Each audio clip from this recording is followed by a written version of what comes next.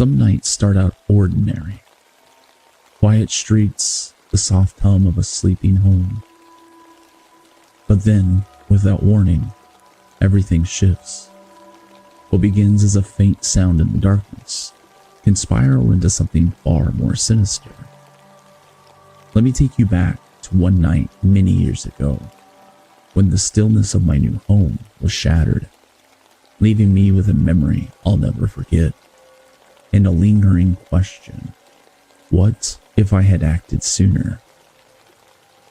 I moved into a quiet, spacious townhouse, in a location I'd rather not disclose.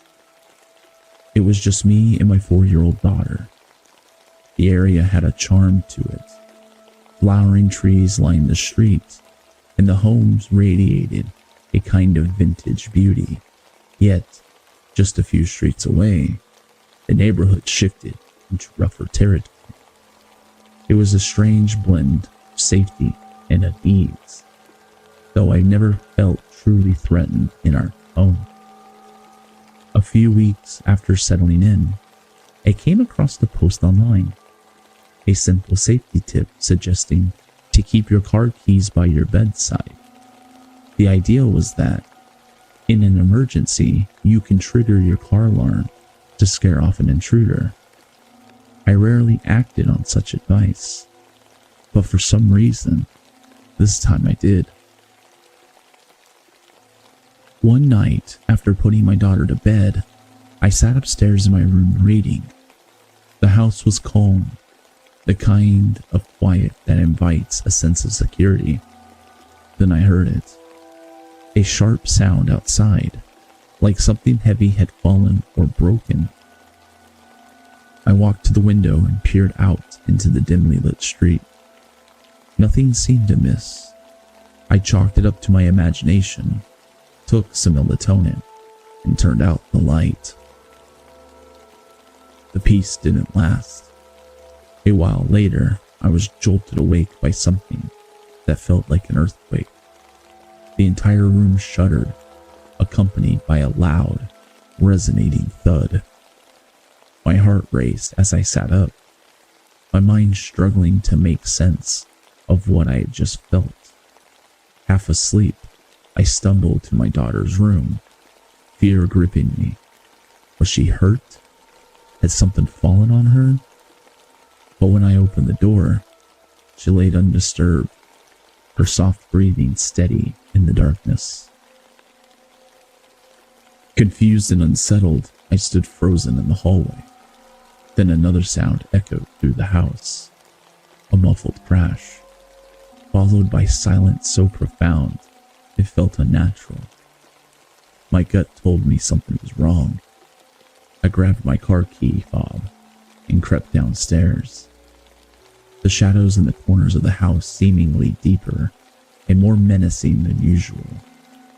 My hand hovered over the alarm button, ready to press it at the slightest noise. But nothing more came. Just silence. After what felt like an eternity, I went back to bed, my pulse refusing to settle. The following day started like any other. The unsettling noises of the previous night faded into the background of errands and routine. But then I noticed a string of missed calls from my friend. When I finally called back, their voice was frantic. "Did you hear about your street? It's all over the news." A chill ran through me as they explained. During the night, someone had broken into the townhouse next door. 3 intruders had smashed a window, entered the home, and tied up the occupant at gunpoint. They stole everything of value and fled in his car.